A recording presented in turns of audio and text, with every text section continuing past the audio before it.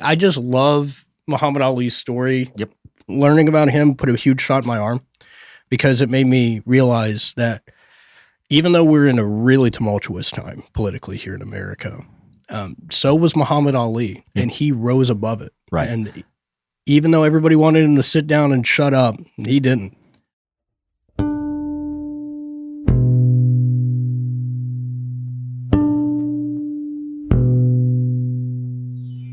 Welcome to The Cauldron, a podcast hosted by Ed Bolden-Greer and Jacob A. Garner. In each episode, Ed and Jacob will have free-flowing conversations about life, culture, and personal growth. Expect to hear from storytellers, authors, experts, life gurus, thought leaders, and influencers. The Cauldron is a place where concoctions of a lot of ideas are brewed down to potions that are sometimes important and useful, sometimes eccentric and bizarre, but always just what you need. The Cauldron podcast may contain explicit language and thematic elements not suitable for all audiences. Listener discretion is advised.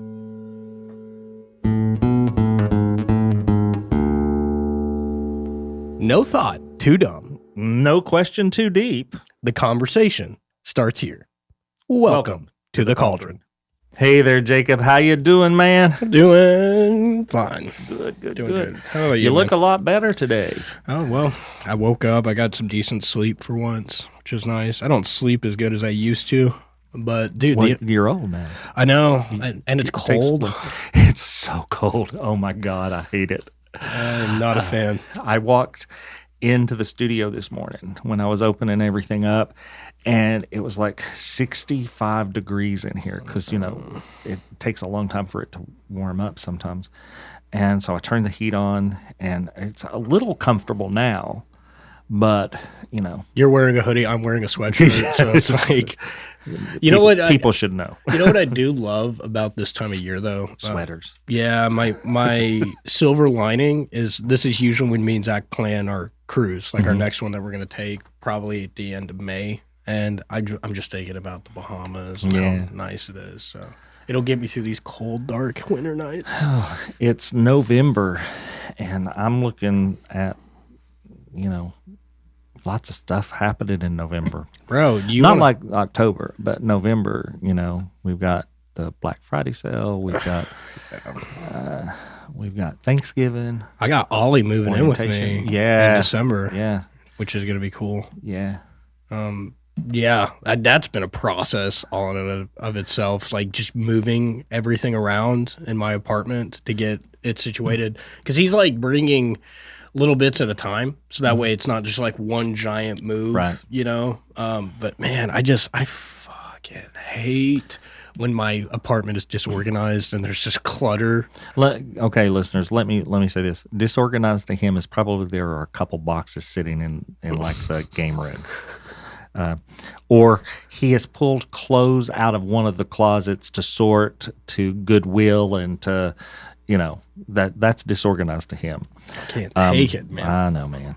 I'm half tempted every time I'm doing like a deep clean. I'm just so tempted to like go super minimalist and just get rid of everything, donate it.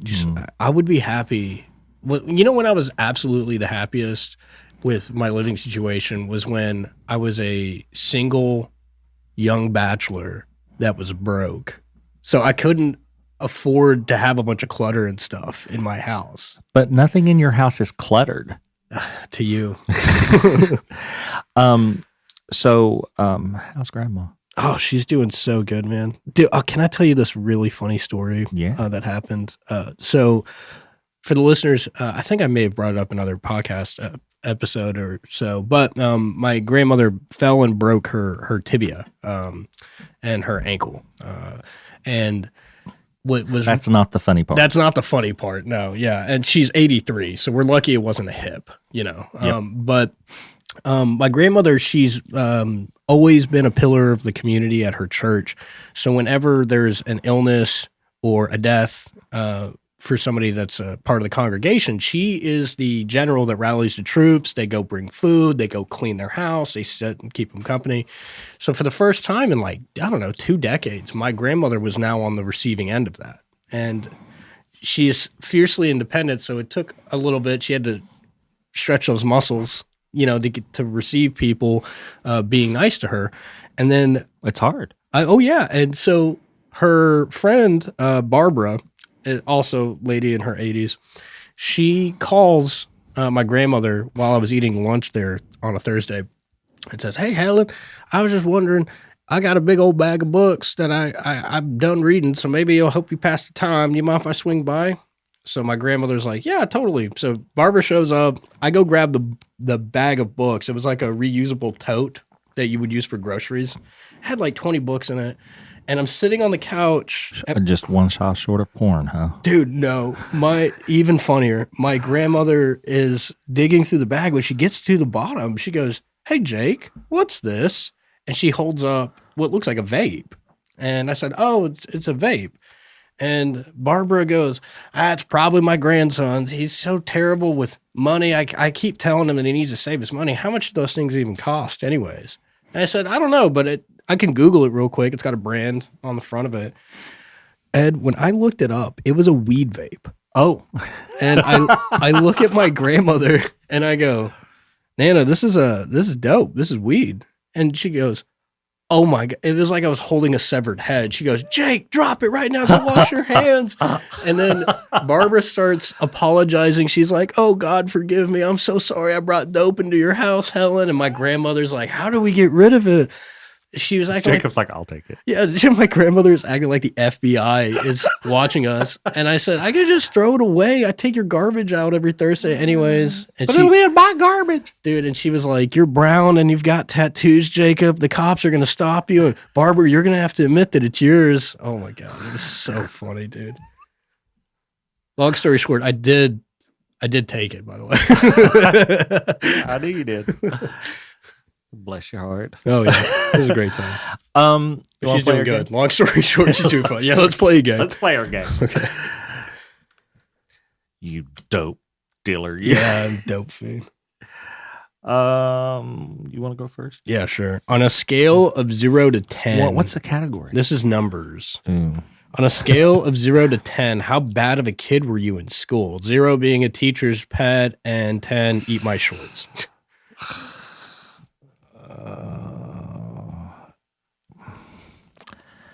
I guess it depends on when we're talking about. I would say high school. High school? I feel like you would have been a teacher's pet, honestly. Not in high school. Really? In a little high rambunctious? school, well, I just got my way in high school. Like if I didn't want to go to class, I'd just go to the baseball office. I was the baseball manager. Oh, really? I didn't know that. And I would have like a pass Oh, to do it. yeah. I had like the undeniable pass to do it.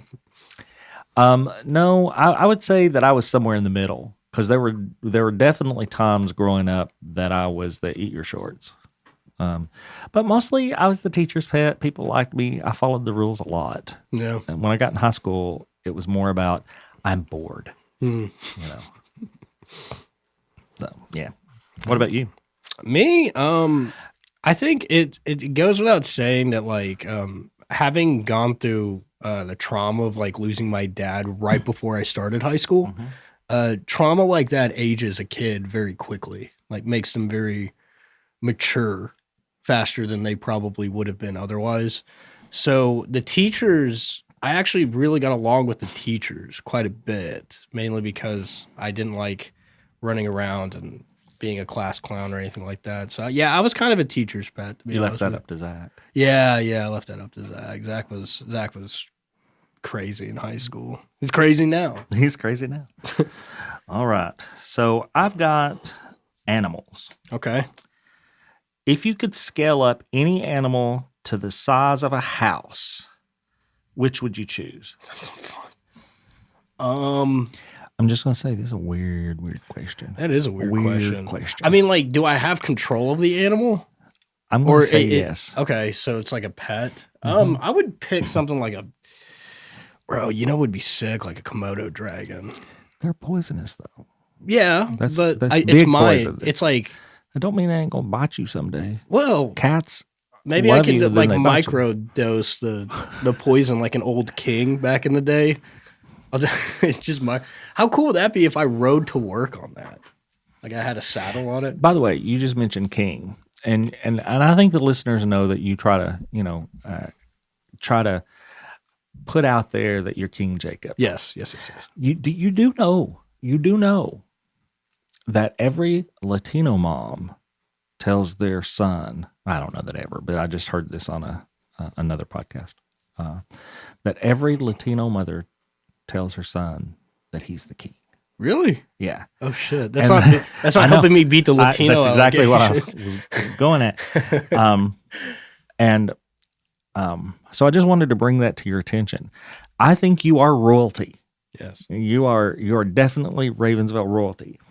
But for the time being, let's ice is going to have to go away at some point. But let's not talk about that right now. Because you have all the check marks. Oh yeah. All right, I got one for you. Name a famous person you would most like to invite to your next dinner party. You can't, and here, I'm going to say right now, you can't pick Obama. I know. I've picked him a lot. I know. On stuff. Famous person. Like, how famous does it have to be somebody really famous? I mean, anybody. Anybody? That's famous, I guess. Famous person I would invite to dinner. Say living or dead. I don't know that I have anybody dead right now. I have two answers to this question. Okay. And that's the reason I'm struggling. So I'm just going to give you both of them. Okay. I follow this author. Her name is TJ Green. She writes a lot of young adult type witches. It's a Whitehaven Witch series. There's the Whitehaven Hunter series. Mm-hmm. I've listened to everything that she has ever put out and will continue to do so. I follow her on social media. She sometimes responds to things that I comment. So I have a parasocial relationship with her. Mm-hmm. So I would want to have dinner with her because she seems very, very interesting. She's originally from the UK and has lived abroad. Doesn't live there now. That would be one person I think would be very interesting to have dinner with. The other one is a political figure. Okay. Jasmine Crockett.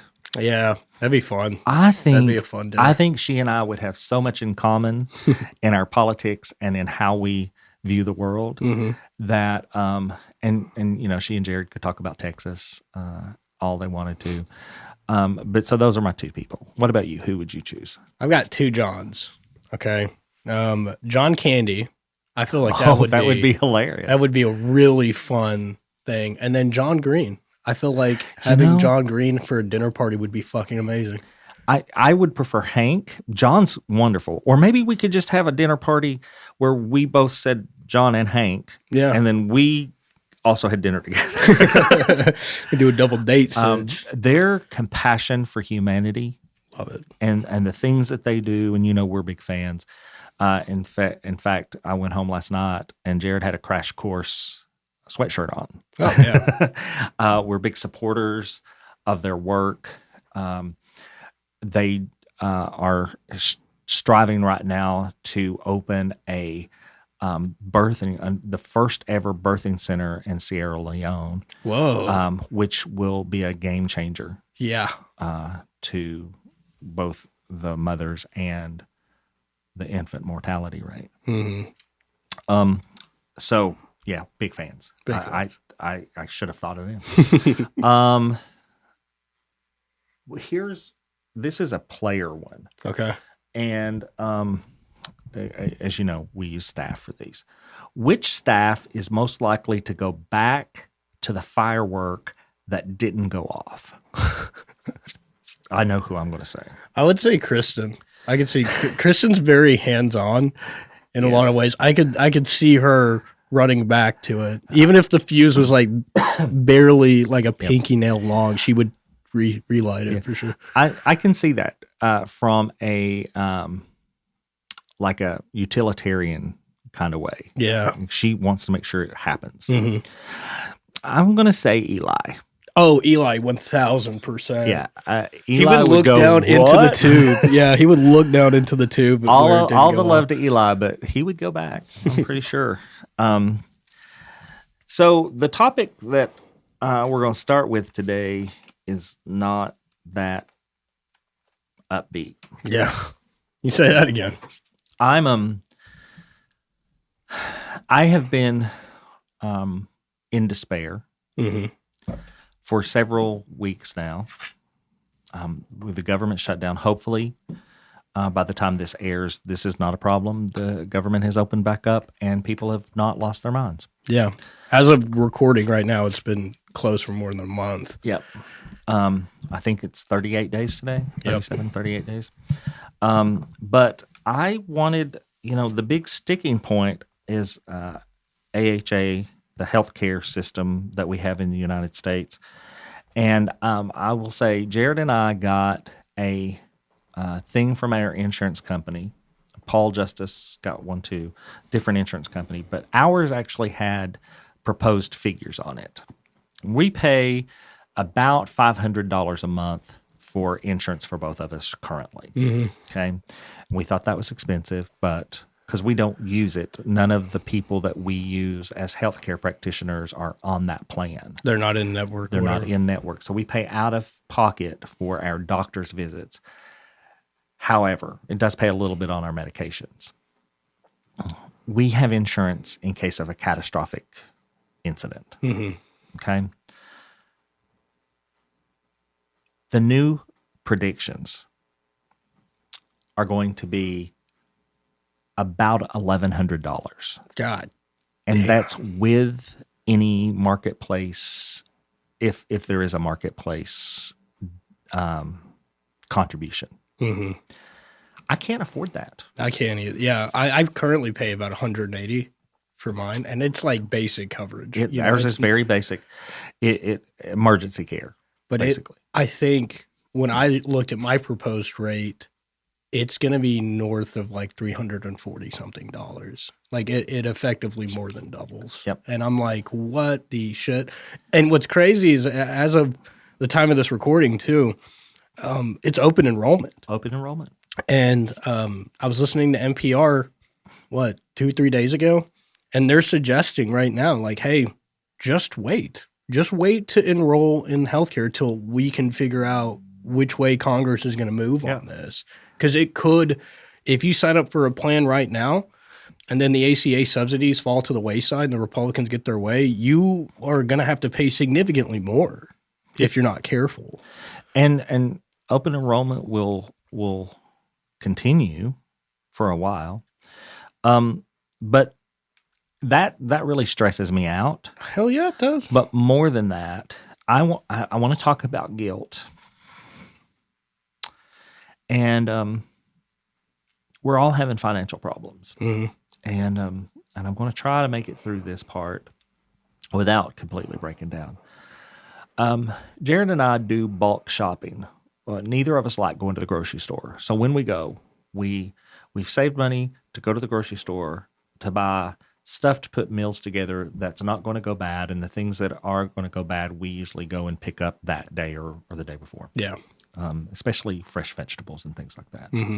So we're mostly shopping like Europeans. Okay, yeah. We have a lot of stuff that we can make at the house, freezer stuff, canned stuff, things like that. But the stuff that we're making fresh, we go get then. And we spend a couple $100 every month to stock. Yeah. Okay. Peanut butter, things like that. But I don't know what the right word is. I felt guilty that I was going and buying this food. And not because we don't need food and we deserve food just like everybody else. But I thought, oh, well, I could get ramen and I could get macaroni and cheese and we could survive on that. Yeah. You know? And we did that a bunch. In fact, we cut down our normal food bill for the month substantially. Because the fact that there are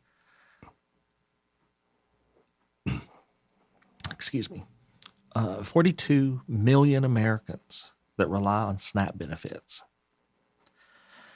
And each of those people receive an average of about $190 per month. And that feeds them. Mhm. That's what subsidizes their ability to eat. And I thought about what that would look like if that was being taken away from a family that had kids and food scarcity, and how I don't want kids to be there. And we're in a situation right now where we can't offer that much help. Yeah. And so as a person of faith, not of religion, but a person of faith, I've been praying every day that this would just be taken away, and that this wouldn't be a problem. Food wouldn't be a problem. We live in a country where food should not be a problem for anybody. Yep. And I'm going to talk a little bit about my belief system for a minute, and not the belief system that's out there being touted as Christian nationalists. They're not Christian. No. And I'm going to be real blunt, and I'm going to be mean probably. If you say you believe in pro-life, and yet you don't believe in feeding hungry children, okay? I don't know how you can call yourself a Christian. I don't know how you can call yourself an American either. 12% of the U.S. populations rely on SNAP to some extent. I have family who have relied on it. I have friends who have relied on it. Most people do not go on SNAP and stay there. It is not an easy life.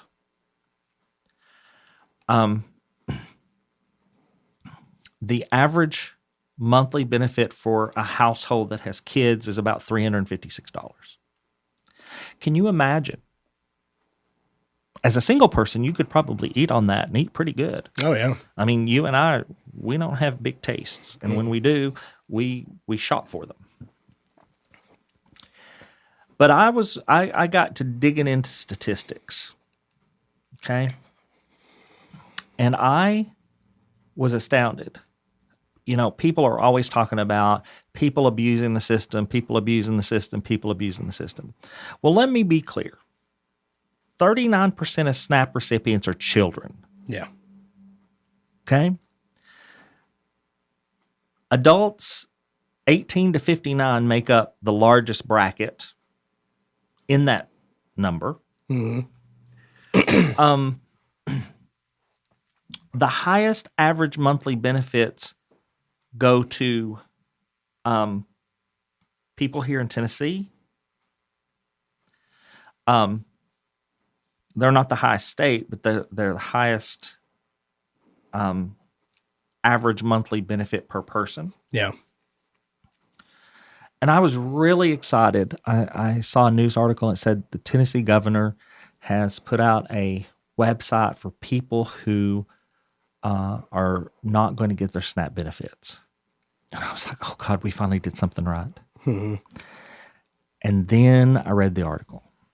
And basically, it was putting out a website with links that put them in contact with food banks, which I think is great. I'm not saying that. Tennessee has such a surplus right now that we could supplement this for our state citizens, but we're not. We have supermajority here. And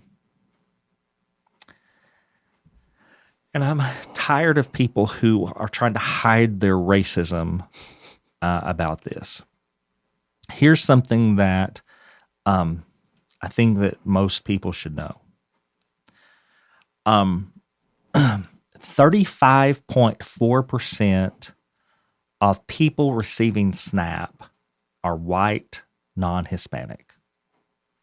25.7% Black or African American, 15.6% Hispanic, 3.9% Asian, 1.3% Native American, 1% multiracial, and 17% unknown or other.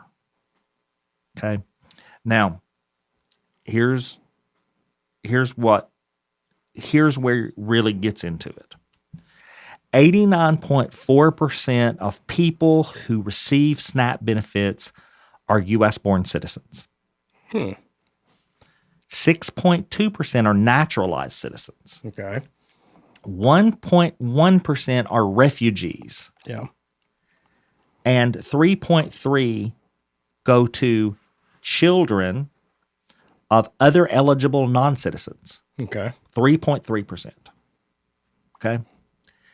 And the age breakdown, we already talked about it. Over 60, only 19%. Yeah. We have a decreasing aging population currently. Our U.S. population, 63.44% are white. Now, when we look at SNAP, 34.4% are receiving white people are receiving benefits. That's a lot of people. It is. So I'm trying to rectify, or I'm trying to reconcile, not rectify. I'm trying to reconcile my guilt over buying basic needs for myself because somebody else may need something and I could help them, versus a government that has a bloated budget. You know, if we took 1% of our military budget and went to feeding children, we've already done that math. Oh, yeah. When we talked about schools. Look, I've been strategically very quiet during this episode, mainly because you know how I was raised. Yep. You know how I came up, and food insecurity was something that it wasn't until I was a young adult that I didn't have to worry about it anymore. I know. And to say that I have got a rage inside of me about this whole thing doesn't even do it justice. I mean, 1 out of 5 kids in America are food insecure, and that number is going to go up now. It's only going to go up. And I've told this story before. My father was such a good person. He, out of his own pocket for Thanksgiving and Christmas, fed and gave gifts to so many families. And I've always wanted to do that. I've never been in a financial situation like he was where I could do that. I think this is going to make sense, but I recently finished this really long documentary about Muhammad Ali. Yeah. Right? And he was an amazing philanthropist. Yeah. The amount of money and things that he did with his fame and his influence, I mean... But he lived in America and he was still a black man. I know, but he has this fantastic quote that when I heard it, it's now how I view myself, like a way I'm going to guide myself is through this quote. And he said that kindness and generosity here on earth is the rent you pay for your room in heaven. That's so true. And I think that it sucks that we have a government right now that is playing with people's lives, playing with people's mental health, by making them food insecure and pointing fingers and blaming Democrats when historically there's only one party that constantly wants to keep stripping these benefits away. And if I have one more person call it an entitlement, I might crash the fuck out. Yeah. Like I might just lose it, because here's the funniest part to me. And I mean funny in the term like it's ironic. A majority of Trump supporters receive SNAP. Yep. And you can blame the Democrats all you want about this, but it's literally laid at the feet of the Republican Party that they're willing to do this. Not only are they in control, not only are they going to increase your insurance, right? Have fun paying a double increase on your premium, but also now you can't afford groceries too. And I think that this is my cynical conspiracy theory. I personally believe that Donald Trump and his administration are trying to make people desperate. Because when you're desperate, you break the law. And when you break the law, they're going to have ICE agents all over the country, and they're going to institute martial law because they're like, oh, people are looting, and it's just it's a very pessimistic power grab. I truly believe that is what he wants. He wants chaos so that way he can control the American population more. Oh, I think so too. I think that it's not working. I think that people are smarter than that. Mm-hmm. The dumbing down of America is definitely something that they are trying to do, but I think that more and more people are seeing through the veil. Yeah. Muhammad Ali was just a phenomenal presence. I mean, I already liked him because, I'm a combat sports practitioner and, you got to have respect for the GOAT. But this Ken Burns documentary, absolutely outstanding. It was like 7 episodes long, mm-hmm. and they still couldn't cover everything that the man did and what he accomplished. But one thing that really stuck with me, if you want to talk about inequality. I before you really get into that, I just want to throw out his real name because I think that's important sometimes. Cassius Clay. Yeah. Was Muhammad Ali's real name. Yeah, but he chose Muhammad Ali. I know. I think that people need to hear both of those names. Yeah, he was born Cassius Clay, and when he converted to the new Nation of Islam was the organization. Kind of controversial. The Nation of Islam is not all sunshine and roses, unfortunately. Right. But he chose Muhammad Ali as his new name. And it was actually, there was this really awesome fight where he was fighting against Lennox Lewis was his name. And in order to get under Muhammad Ali's skin, he kept calling him Cassius. And it pissed Muhammad Ali off so badly that when he got into the fight, he purposely did not try to knock Lennox Lewis out. He wanted to torture him. And while he's beating the shit out of him in the 8th round, he starts yelling at him and taunting him. He goes, "What's my name?" Bam! Say my name. Bam! He's beating the hell out of this guy. Oh, man. You were talking about his Olympic gold medal. Oh, man, yeah. So for the listeners who don't know, I mean, definitely follow Muhammad Ali's life. He was an inspiration, but he ends up starting boxing at 16, which is interesting because a lot of prodigies and stuff, they get involved when they're way younger than that. But he was 16 years old, and by the time he was 18, he flew to Rome, where the Olympics were being held, and he won all of his matches to win the light heavyweight gold medal in boxing for the United States. 1960. So he is originally from Louisville, Kentucky. So he travels back wearing the gold medal around his neck. And even in the 60s, Louisville was still segregated in a lot of different ways. So Muhammad Ali and his brother go to a restaurant to order some hamburgers, okay? And the female cashier that was working the counter just leans over and says, "Sorry, we can't serve you. If you want some food, we can bring it to you out back, but you can't come in here and order food." And Muhammad Ali was like, "Are you kidding me? Do you see this thing hanging around my neck? I just won a gold medal for the United States in boxing. I brought like fame and honor to Louisville, this town that we are currently in. Just give me some hamburgers." And they get kicked out. The patrons and the owners all are just hard R-ing them. They get out to their motorcycles that they rode out on. And there was a group of like white neo-Nazis, apparently, that were trying to harass Muhammad Ali. Muhammad Ali and his brother beat the shit out of these guys. And they're washing the blood off of their clothes in the Ohio River. And Muhammad Ali hangs his medal up on one of the trestles while they're doing this, when he looks at it, he had this thought that for all of his accomplishment to get a gold medal in the Olympics, it still didn't give him respect because he was black in America. And he was so angry in that moment that he took the medal, to the horror of his brother, and he threw it in the river. And he became very outspoken for the rest of his life about the inequality in America.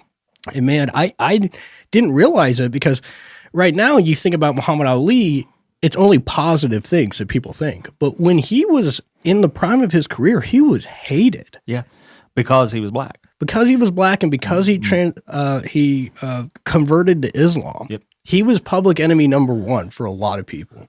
Well, he got him back.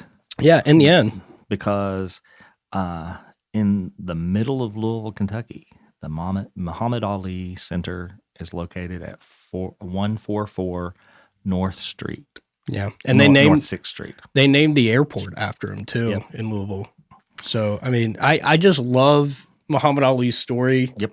I think that it definitely, learning about him put a huge shot in my arm, because it made me realize that even though we're in a really tumultuous time politically here in America, so was Muhammad Ali, and he rose above it. Right. And even though everybody wanted him to sit down and shut up, he didn't. Well, back in the mid-90s, we had a sticker in the LGBTQIA plus movement that said "Silence equals death." Yeah. And I just advocate that when you see something, say something. And moreover, when you see something, do something. I think that all people who are compassionate, loving, and kind should be out voting. Yep. All people should be voting their hearts, and all people should be registered to vote. If you're not registered to vote, we advocate that you go register to vote today, because midterm elections are here, and we need to win. And Jacob and I are pretty much to the point where we're no longer partyists. No. We're Americans, and we're loyalists. Yeah. So, fuck all this party shit. Yeah, I know. We may vote party because it's the right thing to do. Yeah. But we're here for the people. Yeah. Vote with an actual conscience. Yeah. Try that, America. Yep. So we're running out of time here. Any last words? No. Rest in peace to the GOAT, Muhammad Ali. Thank you for being an inspiration years after your death for some sad little Filipino boy in America. Okay, guys, that's it for us today. See y'all soon. Bye-bye. Now, family, you adults have a few chores to do. Go on over to ravensvale.com and see about doing your chores on social media. Follow us on all the social media platforms that we've made available just for you folks. Like, listen, subscribe, and follow wherever you listen to podcasts. And if you don't mind, leave us a good rating and a kind comment. You can find The Cauldron on your favorite podcast platform. And again, make sure you hit that follow button to stay up to date with our latest episodes.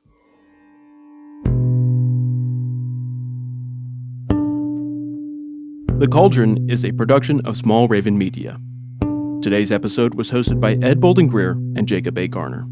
Audio engineering and sound design by Nick Devan at Nicky D Sound. Copyrighted 2025, Small Raven Media.